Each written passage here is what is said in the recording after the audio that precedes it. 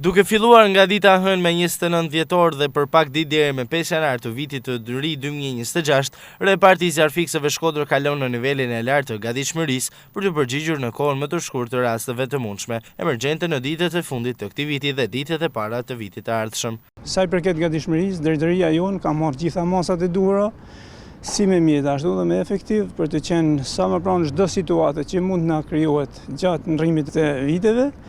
duke nxjerrë edhe një automjet zjarfikës bashkë me një pjesë të grupit të gatshëm në qendër të qytetit në momentin kur hellen fishek zjarret për të qenë sa më afër monitorimit të situatës. Grupet e personelit kanë në dispozicion 8 automjete zjarfikëse të kompletuara me pajisjet e nevojshme për t'u përgjigjur çdo situate zjarri dhe në terren sado të vështirë. Jemi një grup është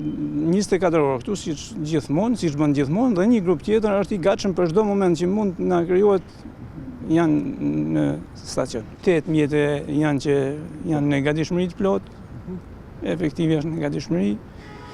Kemi ballë një shtesë prej 12 vetave këtë vit dhe jemi shumë mirë. Drejtori i repartit të zjarfikësve Shkodër Agim Ponari ka një apel për qytetarët që të tregojnë kujdes të shtuar në përdorimin e bombolave të gazit e të energjisë elektrike me qëllim parandalimin e rënjes së zjarreve. Porosi për qytetarët kemi të kenë sa më kujdes gjatë pjesës së gatimit, sidomos me bombolat e gazit, mbi ngarkesën elektrike ta monitorojnë situatën brenda familjes, mos ndezin gjitha pjesë ato pajisjet elektrike, pasi mund të shkaktojnë masa elektrike që shkaktojnë edhe zjarr. Gjatë 2 muajve të fundit në zonën që mbulon reparti i zjarfikësve Shkodër janë regjistruar 45 raste zjarresh, kryesisht si pasojë e bombulave të gazit dhe shkëndijeve elektrike, por fatmirësisht pa viktima.